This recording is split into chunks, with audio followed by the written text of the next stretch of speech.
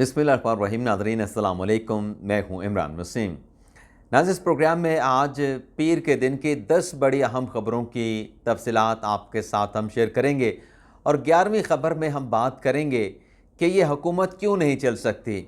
इमरान खान के एतराफ़ का दावा, ये क्या मामला है, ये सारी डिटेल इस प्रोग्राम में आपके साथ हम शेयर करने जा रहे हैं।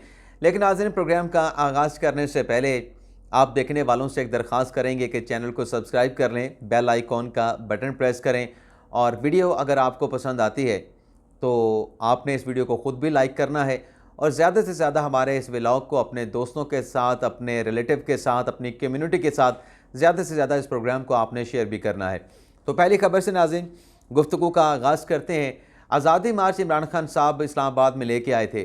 कब लेके आए थे आज़ादी मार्च? जब अप्रैल 2022 में बानी तहरीक इंसाफ साबिक़ वज़ीर आज़म इमरान खान की हुकूमत का ख़ात्मा हुआ था।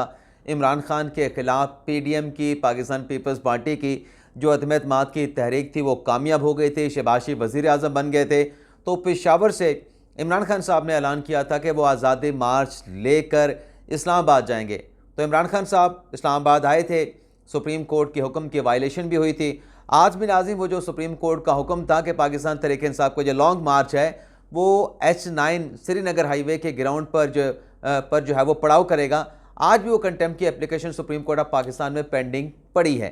लेकिन नाज़रीन, इस मार्च के हवाले से जो मुकदमात का इस्लामाबाद के मुख्तलिफ थानों में इंदराज हुआ था, आज इसी सिलसिले में, आज़ादी मार्च के सिलसिले में एक केस की शहर इक़्तिदार की डिस्ट्रिक्ट जुडिशरी में समाअत होने जा रही है, जिसमें इमरान खान साहब की 2 दरख्वास्तों पर आखिरी जो हेयरिंग हुई थी उसमें नोटिस किए गए थे और उसमें नईम हैदर पंजोता साहब इमरान खान साहब की तरफ से पेश हुए थे।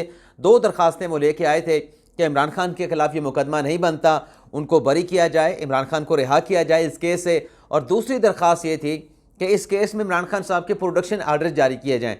तो आज इन दोनों अदालत के जारी किए गए इमरान खान की दरख्वास्तों पर जो नोटिस हैं उनका जवाब आना है। एक तो प्रोसिक्यूशन ने जवाब देना है कि आया कि वाकई इमरान खान साहब की रिहाई इस केस में बनती है।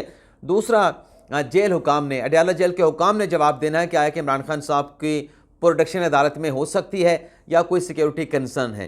तो एक नाज़रीन, इस केस की समाअत होने जा रही है और इसमें आखिरी समाअत पे 2 बड़े अहम फैसले जज साहब ने सादिर किए थे कि एक डॉक्टर शहजाद वसीम PTI के रहनुमा हैं और इसके साथ साथ PTI के साबिक़ रहनुमा असद उमर साहब की बरीयत की दरख्वास्तें एक्सेप्ट करके उन्हें इस केस से बरी कर दिया था। तो ये आज बड़ा अहम मुकदमा, इसकी समाअत होने जा रही है। इसके अलावा नाज़रीन, डिप्टी कमिश्नर इस्लामाबाद जिनके खिलाफ तौहीन अदालत केस का जज बाबर सत्तार साहब ने फैसला महफूज कर लिया था पहले शोकास नोटिस का, और 1 मार्च को जज साहब ने, बाबर सत्तार साहब ने कहा था कि मैं 1 मार्च को इस तौहीन अदालत केस का फैसला सुनाऊंगा।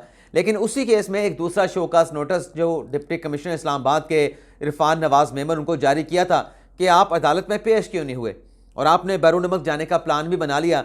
तो आज इस्लामाबाद हाई कोर्ट में जो दूसरा शोकास नोटिस है डिप्टी कमिश्नर इस्लामाबाद के खिलाफ, उस पर बाबर सत्तार साहब समाअत करेंगे और इसी के पैरेलल नाज़रीन सिंगल बेंच यानी बाबर सत्तार साहब का बेंच इस केस की समाअत करेगा।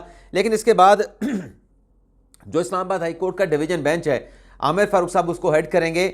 वो इस दूसरे शोकास नोटिस के खिलाफ और जो उम्रे पे जाना चाह रहे थे, बाहर जाना चाह रहे थे इरफान नवाज मेमन साहब, तो उनको जो रोका गया था, ECL में उनका नाम डाला गया था, इन अहकामात के खिलाफ, बाबर सत्तार साहब के इन ऑर्डर्स के खिलाफ जो है इंट्रा कोर्ट अपील पर आमिर फारूक साहब की सरबराही में डिवीजन बेंच समाअत करने जा रहा है।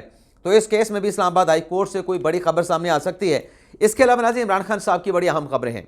आज बड़े अहम मुकदमात की इस्लामाबाद हाई कोर्ट में समाअत होने जा रही है।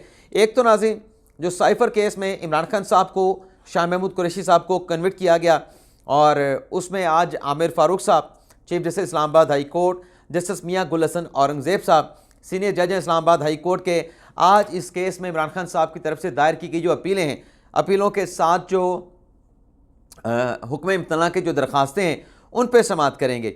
और इसमें आज सलमान सफदर साहब पेश होंगे, बैरिस्टर अली ज़फ़र साहब पेश होंगे। तो देखते हैं इस केस में क्या फ़ैसला होता है और इम्कान तो है कि आज सलमान सफदर साहब के और अली ज़फ़र साहब अगर दलाइल देते हैं तो इन अपीलों पर जो नैब है और इसके साथ मतलब जो FI है उसको नोटिस कर दिया जाएगा। और साथ में जो हुक्म इम्तना की दरख्वास्त है कि इमरान खान साहब के खिलाफ जो सज़ाएँ हैं उन्हें सस्पेंड करके इमरान खान साहब को फौरी तौर पर, जब तक ये अपीलें इस्लामाबाद हाई कोर्ट में पेंडिंग हैं, उनको ज़मानत दे के रिहा किया जाए। तो इस दरख्वास्त पर भी आज नोटिस होने का इम्कान है। तो देखते हैं क्या होता है। वैसे नाज़रीन, जिस तरीके से ये बड़ा एक मजबूत मुकदमा था इमरान खान साहब के खिलाफ साइफर के केस का, आखिरी दिनों में जिस तेज़ी के साथ जल्दी में इसका ट्रायल कंक्लूड किया गया, तो बहुत सारे सवालात हैं इस केस के कंक्लूजन पे। ज़ाहिर सी बात है कि जिस तरीके से ट्रायल आखिरी दिनों में चला, जितनी तेज़ी के साथ, तो सवालात तो उस पर आए। अब देखते हैं कि हाई कोर्ट इस तमाम प्रोसेस को किस नज़र के साथ देखते हैं। लेकिन बेंच नाज़रीन बड़ा जो है वो बैलेंस है, आमिर फारूक साहब और मियाँ गुल हसन औरंगज़ेब साहब। इसी तरीके से नाज़रीन, जो तोशा खाना का केस है, इमरान खान और बुशरा बीबी साहिबा के खिलाफ कन्विक्शन हुई, दोनों को 14-14 साल की। तो आज इस केस में सलमान सफदर साहब, और उम्मीद है कि बैरिस्टर अली ज़फ़र साहब भी पेश होंगे, अपीलों पर समाअत भी होंगी। अपीलों के साथ साथ जो हुक्म इम्तना की दरखास्तें हैं उन पर भी आज 2 रुकनी बेंच समाअत करेगा।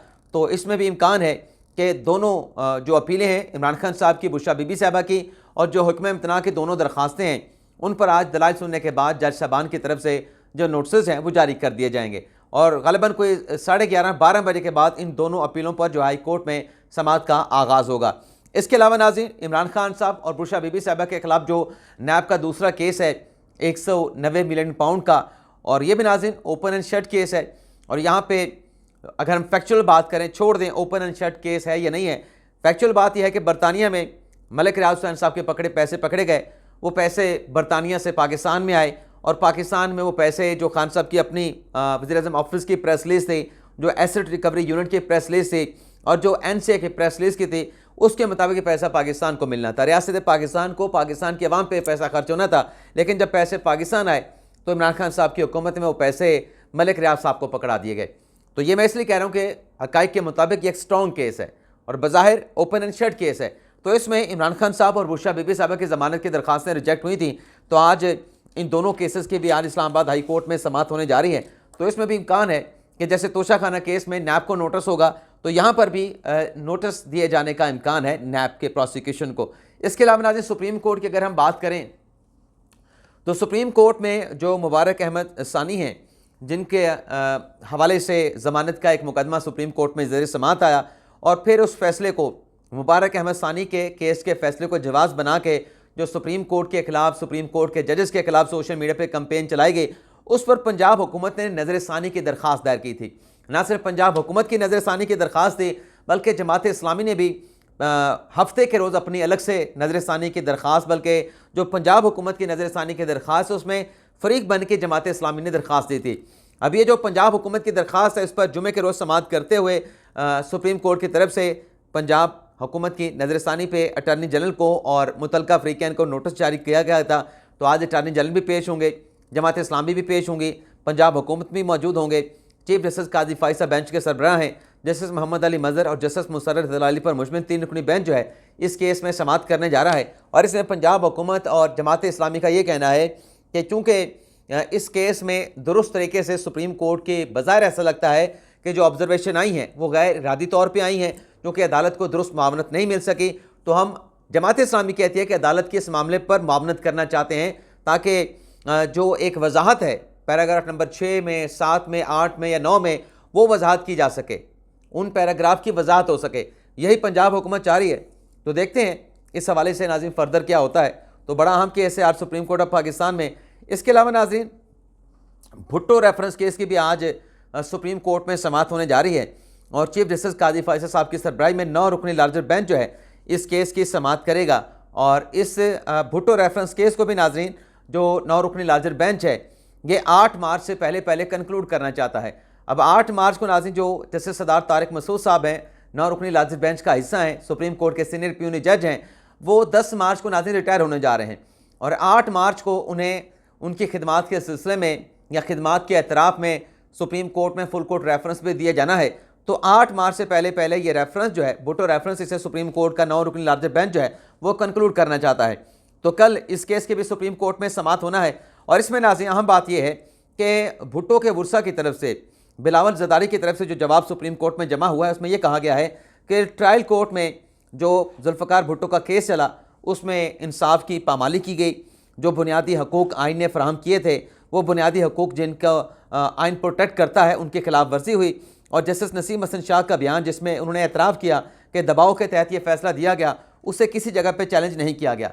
तो ये जवाब भी आज सुप्रीम कोर्ट में जो है वो ज़ेर बहस आ सकता है, क्योंकि जो बिलावल जरदारी के वकील हैं या भुट्टो के बुरसा के जो अपने वकील हैं फारूक एच नाइक साहब, उनके भी आज दलाल होने का इम्कान है। इसके अलावा नाज़रीन, मखसूस नशिस्तें जो पाकिस्तान तहरीक इंसाफ शामिल हुई सुन्नी इत्तेहाद कौंसिल में, उनके आज़ाद अरकान, और फिर इलेक्शन कमीशन को एक दरख्वास्त दी गई कि हमें ख़वातीन की और मिनॉरिटी के जो मखसूस नशिस्तें हैं वो सुन्नी इत्तेहाद कौंसिल को अलाट की जाएँ। तो सुन्नी इत्तेहाद कौंसिल के इस दरख्वास्त के ऊपर नाज़रीन इलेक्शन कमीशन का जुमे के रोज़ इजलास हुआ, लेकिन जुमे के रोज़ होने वाले इस इजलास में जो सुन्नी इत्तेहाद कौंसिल की दरख्वास्त थी उसका जायज़ा लिया गया, और साथ में मुस्लिम नवाज़ की तरफ से उनकी एक खातून जो कि मखसूस नशिस्तों में उनका नाम है, और उनकी तरफ से चैलेंज किया गया कि सुन्नी इत्तेहाद कौंसिल की मखसूस नशिस्तें नहीं बनती, और इसमें जवाब ये दिया गया कि सुन्नी इत्तेहाद कौंसिल पार्लिमानी जमात नहीं है, इनका कोई बंदा इलेक्शन में नहीं जीता। जो अहमद रज़ा साहब हैं, हामिद रज़ा साहब हैं, वो भी आज़ाद हैसियत में जीते हैं।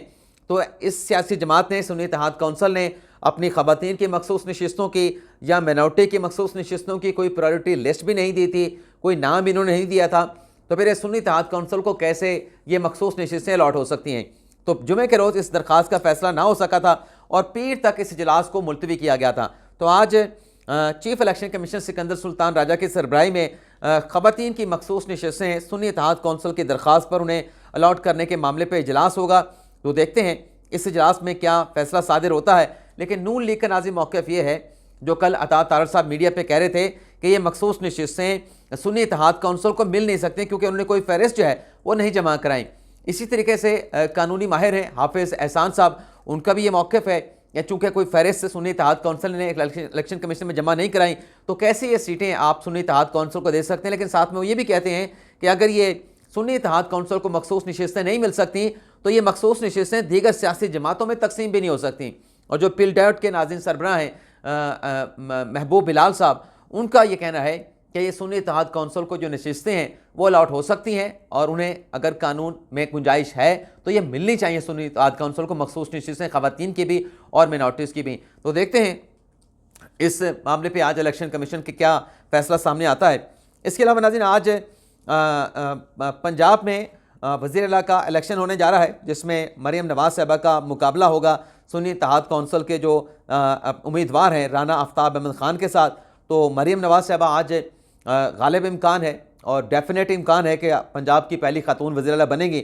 और दूसरी तरफ नाज़रीन, आज सिंध में भी वज़ीर आला का इलेक्शन होने जा रहा है, जिसमें मुराद अली शाह का मुकाबला होगा वज़ारत आला में अपने मुखालिफ कैंडिडेट के साथ। और वहाँ पर भी गालिब इम्कान है, डेफिनेट इम्कान है कि मुराद अली शाह साहब जो हैं वो वज़ारत आला का इलेक्शन भारी मार्जिन से जीत कर अपने वज़ारत आला की हैट्रिक मुकम्मल करेंगे। तो ये नाज़रीन डेवलपमेंट यहाँ पे ये होने वाली हैं। इसके अलावा नाज़रीन, पाकिस्तान पीपल्स पार्टी सिंध के जो नायब सदर हैं मंजूर वसान साहब, उन्होंने इमरान खान साहब के हवाले से कुछ पेशगोई की है। जहाँ इमरान खान साहब के हवाले से मंजूर वसान साहब पेशगोई कर रहे हैं, वहाँ जो हुकूमत तश्कील होने जा रही है मरकज़ में, शहबाज शरीफ जिसके वज़ीर आज़म होंगे, इस हुकूमत के हवाले से भी मंजूर वसान साहब कुछ कह रहे हैं। क्या दावा किया है नाज़रीन? मंजूर वसान साहब नाज़रीन ये कहते हैं कि 2-2.5 साल तक ये हुकूमत चल सकती है। और मंजूर वसान साहब कहते हैं कि हो सकता है कि 3 साल के बाद कोई दूसरा वज़ीर आज़म बन सकता है या बन जाए। और फिर वह कहते हैं कि ये हुकूमत अपनी मुद्दत पूरी नहीं करेगी। और साथ में मंजूर वसान साहब का ये भी दावा है कि पाकिस्तान पीपल्स पार्टी की कोशिश होगी कि हुकूमत जो है अपनी 5 साल की मियाद को पूरा करें। लेकिन साथ में वो इमरान खान के बारे में कहते हैं, यानी हुकूमत के बारे में तो कहते हैं कि 5 साल पूरी नहीं कर सकेगी, लेकिन इमरान खान के बारे में कहते हैं कि इमरान खान साहब ने अपनी मुसीबतें, अपने लिए मुश्किलात खुद पाल रखी हैं। और वो कहते हैं कि आगे चल के जैसे जैसे वक्त गुजरेगा इमरान खान आगे चल के परेशान होंगे और अपनी गलतियों का एतराफ़ भी करेंगे। क्या कहते हैं मंजूर वसान साहब इमरान खान साहब के बारे में कि खान साहब परेशान भी होंगे, तहरीक इंसाफ वाले भी परेशान होंगे और खान साहब आगे चल के अपनी गलतियों का एतराफ़ करेंगे।